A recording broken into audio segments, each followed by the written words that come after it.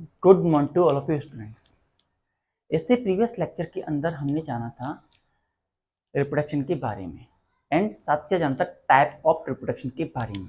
Reproduction कितने तरीके का होता है और उसमें कौन कौन सी प्रोसेस होती हैं हमने ये जाना। आज हम असेक्सुअल रिप्रोडक्शन के अंदर एक प्रोसेस है जिसका नाम है फिजन, उसके बारे में जानने की कोशिश करेंगे। फिजन का मतलब होता है दो पार्ट में स्प्लिट कर जाना, split into two parts. Fission की प्रोसेस के दौरान जो ऑर्गेन्स होते हैं वो दो इक्वल पार्ट में स्प्लिट हो जाते हैं और इस प्रोसेस को हम फिजन कहते हैं। So it is a process in which unicellular organs, जो यूनिसेलुलर होते हैं वो ऑर्गेन्स गेट स्प्लिट टू और मोर देन टू, दो में भी हो सकते हैं और दो से ज़्यादा में भी स्प्लिट कर सकते हैं।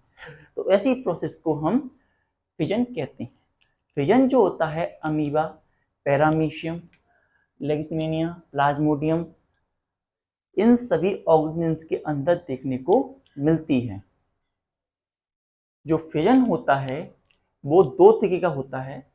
एक बाइनरी फिजन, बाइनरी फिजन के अंदर जो ऑर्गेनिल होता है वो दो इक्वल पार्ट में स्प्लिट हो जाता है। In case of binary fission organism get split into two equal parts और that equal parts become new organisms with course of time. जैसे जैसे टाइम बढ़ता है ये ऑर्गेनिज्म जो होते हैं, दो पार्ट होते हैं, नए ऑर्गेनिज्म को जन्म देते हैं। बाइनरी फिजन जो होता है अमीबा, पैरामीशियम, लेगिस्मेनिया के द्वारा दिखाया जाता है। तो सबसे पहले हम समझेंगे अमीबा के बारे में। हमारे पास एक पेरेंट अमीबा था। We are going to have parent amoeba. That amoeba is going to be fully grown. ये जो अमीबा था ये फुली ग्रोन अमीबा था। ये इसकी प्लाज्मा मेम्ब्रेन है। It is the plasma membrane of that amoeba and it is the nuclear. और nuclear और प्लाज्मा मेम्ब्रेन के बीच का जो हिस्सा है उसे बोलते हैं साइटोप्लाज्म। तो जो पेरेंट अमीबा है इसके अंदर ये सारी चीजें हैं। अमीबा के अंदर plasma membrane, cytoplasm and nucleus, these all are the component of amoeba. Now जैसे जैसे अमीबा ग्रो किया, अमीबा के अंदर ग्रोथ आई, तो उसके अंदर जो न्यूक्लियस था उसमें डिफरेंशिएशन देखने को मिला, डिवीजन देखने को मिला। तो डिवीजन इन न्यूक्लियस जो था थोड़ा स्ट्रेंथन होने लगा। फिर जैसे टाइम पास हुआ जो न्यूक्लियस था वो डिवाइड होना स्टार्ट हुआ एंड फाइनली न्यूक्लियस था वो सेपरेट हो गया। उसके साथ साथ जो प्लाज्मा मेम्ब्रेन और साइटोप्लाज्म भी दोनों न्यूक्लियस के लिए सेपरेट हो गया। तो इस प्रकार से जो ऑर्गन्स होते हैं बाइनरी फिजन दिखाते हैं अमीबा के। अगर हमें ये प्रोसेस देखनी है रियल लाइफ में तो हम एक पॉन्ड जहाँ पर ये अमीबा रहते हैं वहाँ से कुछ वाटर लेके आना है। वाटर लेकर के हम अपनी लैब के अंदर एक स्लाइड पर, क्लीन स्लाइड पर इसे रखेंगे और माइक्रोस्कोप में जब हम देखेंगे उसे जूम करके तो हम ये देखेंगे, हमें अमीबा स्ट्रक्चर दिखेगा, बहुत सारे अमीबा दिखेंगे और बहुत सारे अमीबा जो हैं हम देखेंगे कि the amoeba are going to be split into two equal parts. पहला अमीबा दो पार्ट में जाएगा, दूसरा चार में, दो चार में जाएंगे और चार आठ में। इस तरीके से प्रोसेस कंटिन्यू होती रहेगी। तो इस तरीके से जो अमीबा होता है बाइनरी डिफिजन दिखा करके अपना रिप्रोडक्शन करता है, अपने डॉटर सेल्स को प्रोड्यूस करता है। Next we are going to discuss paramecium. इसी प्रकार से जो पैरामीशियम होता है एंड जो लेगिस्मेनिया होता है ये भी स्प्लिट करते हैं। पैरामीशियम जो होता है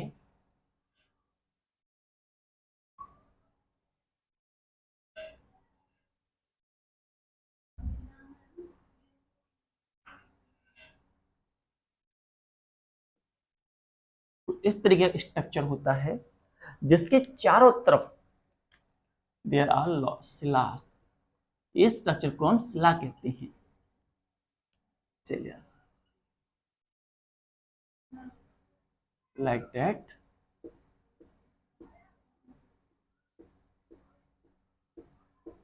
थ्रेड लाइक स्ट्रक्चर अमीबा के चारों तरफ प्रेजेंट होता है. That thread like structure is going to be present in it. And nucleic matter भी इसके पास होता है. न्यूक्लियस मैटर इसके पास भी होता है like this. And other organelles are also going to be present within this that are required for its synthesis, जो कि इसकी डेली लाइफ फंक्शन के लिए इंपॉर्टेंट होते हैं. These are some of the organelles that are necessary for the survival of the paramecium. जो paramecium होता है उसके अंदर ही बाइनरी फ्यूजन देखने को मिलता है.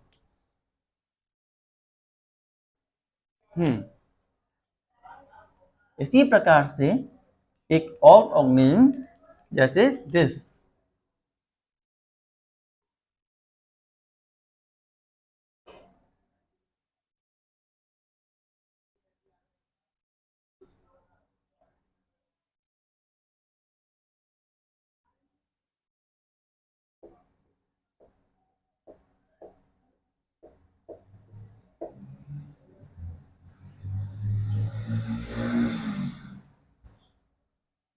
It is the paramecium we are going to have.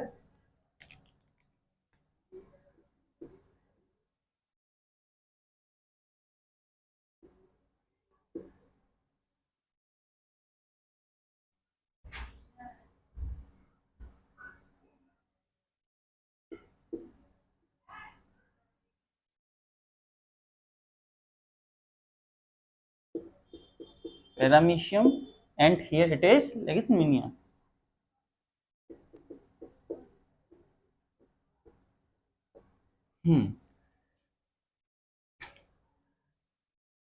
ये जो है, ये जो हम पार्ट देख रहे हैं इन्हें हम सिला बोलते हैं. ये आर सिलास जो कि इसे हेल्प करते हैं खाने को अपनी तरफ लाने के लिए एंड मूवमेंट करने के लिए.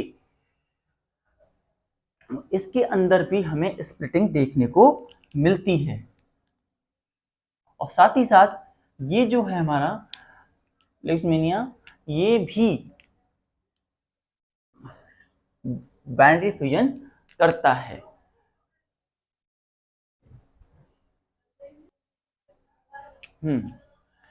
जो ये है इसके अंदर हमें लॉन्गिट्यूडनल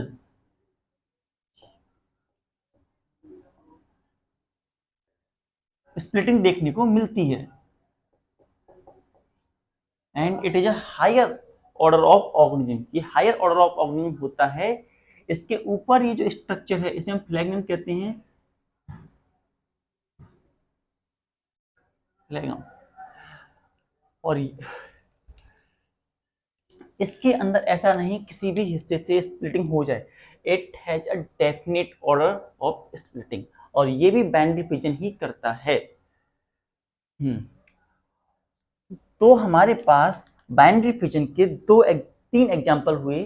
पहला अमीबा, दूसरा पैरामीशियम एंड सेकंड इज लेishmania. ये तीन पार्ट जो हैं हमारे बाइनरी फ्यूजन के होते हैं. ये जो है एक डिसीज पैदा करता है जिसे बोलते हैं काला अजर. And it is dangerous for अस.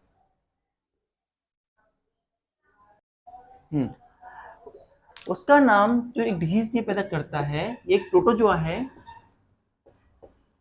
ये एक प्रोटोजोआ है और एक डिसीज पैदा करता है जिसका नाम होता है काला अजर. और साथ ही साथ इस एक और नाम होता है जिसे बोलते हैं ब्लैक फीवर. Black fever.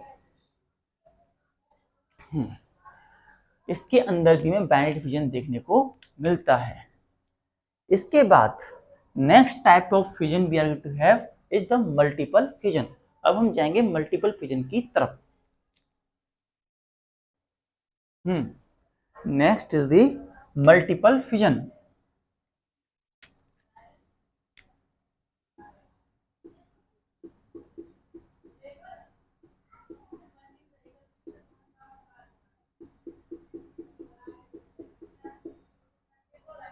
तो इसमें क्या होता है, it is the process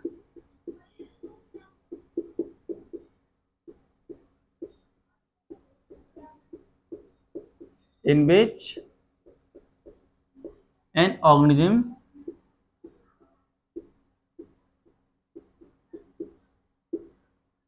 get split into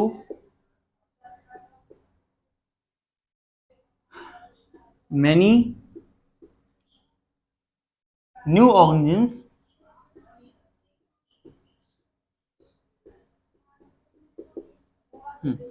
इस प्रोसेस के अंदर जो ऑर्गेनिज्म होता है वो कई सारे ऑर्गेनिज्म के अंदर स्प्लिट कर जाता है और एक ही ऑर्गेनिज्म से कई सारे ऑर्गेनिज्म बन जाते हैं।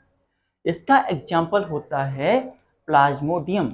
एग्जाम्पल के लिए Plasmodium,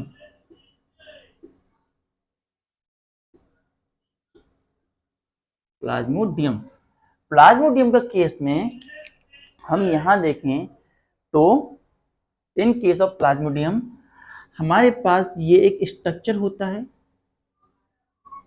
it is structure we are going to have. ये प्लाज्मोडियम का न्यूक्लिया है, it is the nuclei of Plasmodium.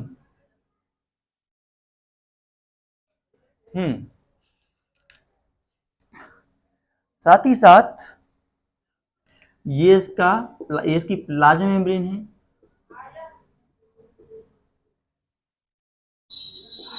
Plasma membrane, it is the nucleus, it is the nucleus it is going to have, and it is the cytoplasm।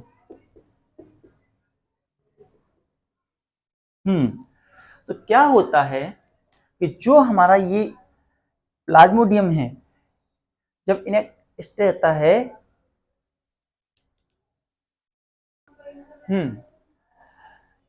कई बार हमने ये देखा है कि ये साइटोप्लाज्म जो है इसकी चारों तरफ प्रोटेक्टिव लेयर बन जाती है, जिसे कैस्ट बोलते हैं। ऐसे करके एक प्रोटेक्टिव लेयर जो है ड्रॉ हो जाती है, that's like an protective layer.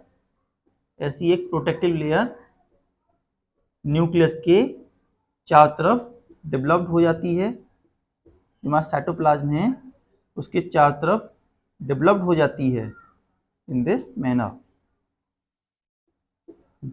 चारों तरफ डेवलप हो जाती है, जिसे हम कैस्ट कहते हैं।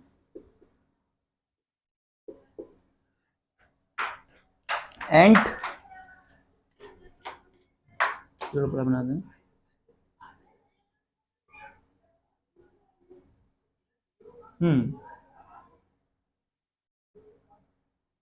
ये हमारा न्यूक्लियस है।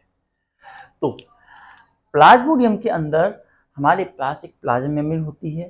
प्लाज्मा मेम्ब्रेन को प्रोटेक्ट करने के लिए एक प्रोटेक्टिव लेयर बनती है, इसे कैस्ट कहते हैं।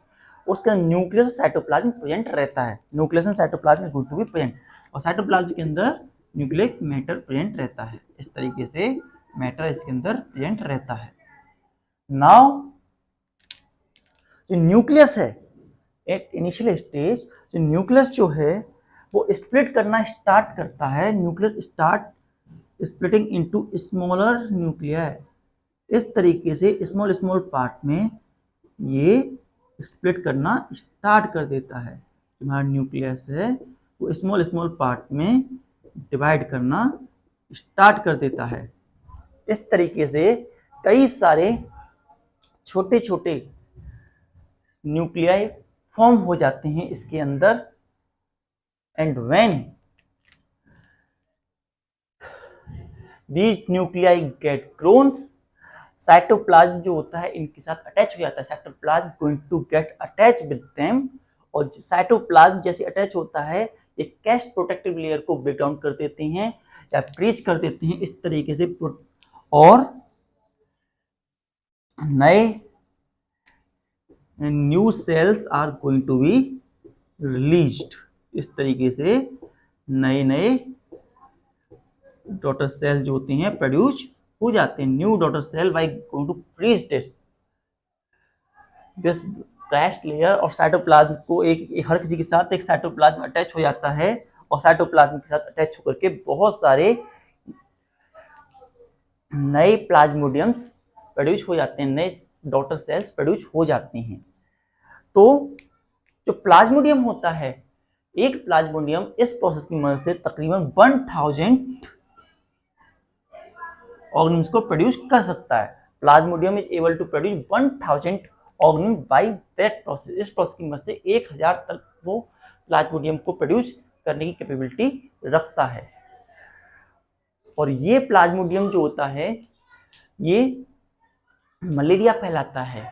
इट इज अ ये जो होता है मलेरिया फैलाता है और इसके लिए केवल इतनी सी रिक्वायरमेंट है कि केवल एक ही प्लाज्मोडियम जब 1000 बना रहा है तो सोच के देख सकते हैं जब ये हजारों कितने बनाएंगे। तो इसीलिए टाइम टू टाइम हमारे कॉलोनीज में या एरियाज में स्प्रे किए जाते हैं ताकि प्लाज्मोडियम के इंसेक्ट को मारा जा सके, खत्म किया सके। और इसे खत्म करने के लिए क्योंकि ये मॉस्किटोज के द्वारा फैलाया जाता है। और एक कौन सा मॉस्किटो होता है? एक फीमेल मॉस्किटो होता है। आप मुझे बताएंगे कमेंट सेक्शन में कि वो कौन सा मॉस्किटो होता है जिसकी मदद से ये प्लाज्मोडियम इंसान की बॉडी में या एक जगह से दूसरे जाता है, इसमें ग्रोथ आती है। प्लाज्मोडियम जो होता है हमारे सेल्स को अटैक कर देता है। जैसे कि अगर हमारा ये रेड ब्लड सेल है, ये if it is the red blood cell, अगर हम एक रेड ब्लड सेल लेके चल रहे हैं तो हमारे रेड ब्लड सेल के अंदर ये प्लाज्मोडियम मलेरिया की बीमारी फैलाने लगे हैं। छोटे छोटे में तो दिख रहे होंगे, ये दोनों मलेरिया की बीमारी फैला रहे हैं और उसे इन्फेक्टेड कर रहे हैं। सो हमें टाइम टू टाइम चेकअप करते रहना चाहिए। मॉस्किटोज को ज़्यादा नहीं बढ़ने देना चाहिए, नहीं तो हमारे लिए डेंजरस रहेगा। We are going to get infected by these diseases.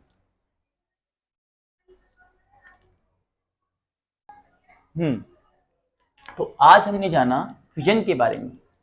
Fission एक ऐसी प्रोसेस होती है जिसके अंदर जो ऑर्गेनिम होते हैं, यूनिसेलुलर ऑर्गेनिम जो होते हैं, दो इक्वल पार्ट में स्प्लिट हो जाते हैं। Organism get split into 2 equal parts.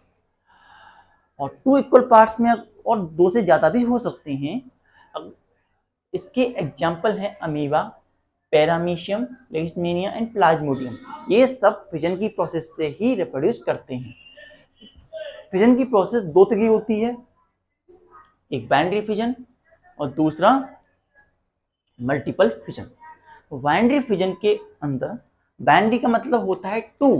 Binary means 2, यहाँ लिखते हैं बाइनरी का मतलब होता है 2 और इस फिजन मतलब टू स्प्लिट। और बाइनरी फिजन का मतलब होता है स्प्लिट इनटू 2, स्प्लिट इनटू 2, दो में स्प्लिट कर जाना। सो बाइनरी फिजन एक ऐसी प्रोसेस होती है जिसके अंदर एक ऑर्गेनिम स्प्लिट हो जाता है दो ऑर्गेनिम्स के अंदर। Organism get split into 2 new organisms. और इसके एग्जांपल हैं अमीबा, पैरामीशियम, लेगिस्मेनिया। ये हमारे एग्जाम्पल होते हैं बाइनरी फिजन के। हमने बताया था अमीबा, सबसे पहले हमने अमीबा का एग्जाम्पल लिया। अमीबा जो होता है उसका ये प्लाज्मा मेम्ब्रेन है, ये न्यूक्लियस है, ये साइटोप्लाज्म है। जब अमीबा फुली ग्रो हो जाता है, कंप्लीटली ग्रो कर जाता है, तो उसके अंदर न्यूक्लियस के अंदर हमें डिवीजन देखने को मिलता है। There is division in the nucleus. और धीरे धीरे डिवीजन बढ़ते हुए न्यूक्लियस डिवाइड हो जाता है और वो डिवाइड होकर के फिर साइटोप्लाज्म भी उसे मिल जाता है, तो सेप्ट हो जाते हैं, 2 डॉटर न्यूक्लियाई बन जाते हैं, 2 से 4, और ये प्रोसेस चलती रहती है। इसी प्रकार से पैरामीशियम भी फिजन की प्रोसेस, बाइनरी फिजन की प्रोसेस से ही रिप्रोड्यूस करता है। ये किसी क्रॉस सेक्शन से या किसी भी 2 इक्वल पार्ट्स में डिवाइड कर जाते हैं कुछ इस प्रकार से।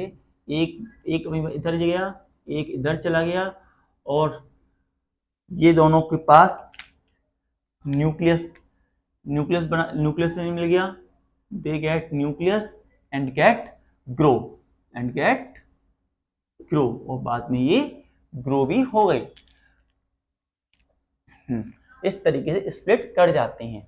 उसी तरीके से ये भी जो ये है, ये भी दो इक्वल पार्ट्स में इस तरीके से